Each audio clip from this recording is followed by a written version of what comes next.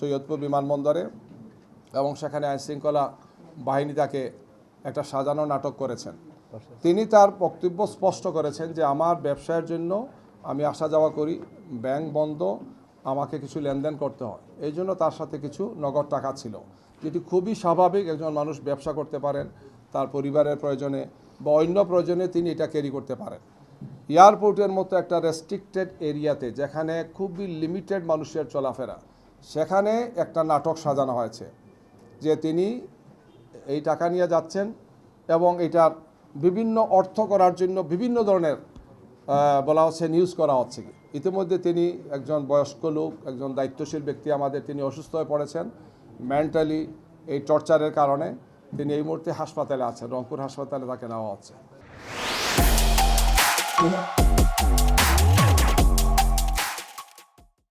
আমরা খুবই দৃঢ়তার সাথে বলতে চাই, বাংলাদেশ জামাত ইসলামী তার নীতি নির্ধারণ, তার কর্মপন্থা, তার কর্মসূচি এবং তার সাংগঠনিক কার্যক্রম পরিচালনা সবসময় স্বচ্ছতা এবং জবাবদিহিতার সাথে আমরা ভূমিকা পালন করে থাকি। জামাত ইসলামীর নেতৃবৃন্দকে, জামাত ইসলামীকে বিতর্কিত করার জন্য এই ধরনের অপপ্রয়াস অতীতে হয়েছে। গত 28 তারিখ আমিরে জামাত যখন কুষ্টিয়া থেকে সফর আরম্ভ করেন, আপনারা খেয়াল করেছেন, তখন মেহেরপুর জেলা আমিরের গাড়িতে অস্ত্র পাওয়া গিয়েছে এই মর্মে একটা নিউজ দেওয়া হলো। পরে দেখা গেল 1 ঘন্টার মাথায় সেটা হচ্ছে বাঁশ ছিল, লাঠি ছিল অথবা এই ধরনের ছিল, যেগুলো কাজের জন্য নেওয়া হচ্ছে, অর্থাৎ সেখানে স্টেজের কাজের জন্য নেওয়া হচ্ছে, শাবল নেওয়া হচ্ছে, কুদাল নেওয়া হচ্ছে। 1 ঘন্টার মধ্যে পরবর্তীতে তার গাড়ি দেখা গেল তিনিও গাড়িতে নেই, তার নির্বাচনী কাজে ব্যবহৃত গাড়িতে এই জিনিসগুলো ছিল, কিন্তু বলা হলো যে অস্ত্র তিনি বহন করছেন।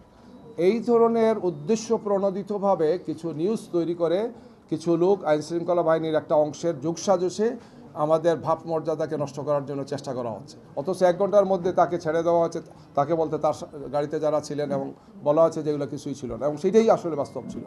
তো এইভাবে আমাদের সে মনে হচ্ছে যে একদল লোক রাজনৈতিকভাবে জামাত ইসলামীকে মোকাবেলা করতে ব্যর্থ হয়। জনতার এই যে বিপুল প্রত্যাশা, বিপুল যে আলহামদুলিল্লাহ আগ্রহ আমাদের দিকে, এই জন্য একের পর এক এই সমস্ত ঘটনাগুলো তারা ঘটাচ্ছেন। গিয়ে নারী কর্মীরা আমাদের কাজ করতে গিয়ে বাধার সম্মুখীন হচ্ছেন, ফিজিক্যালি তাদেরকে ইনসাল্ট করা হচ্ছে, কাজ করতে দেওয়া হচ্ছে না, উল্টো আমাদের উপর নারীদের ব্যাপার বিভিন্ন কথা ছড়ানো হচ্ছে। এবং এই ধরনের সাজানো ঘটনাগুলো অত্যন্ত স্পষ্ট হয়ে যাচ্ছে।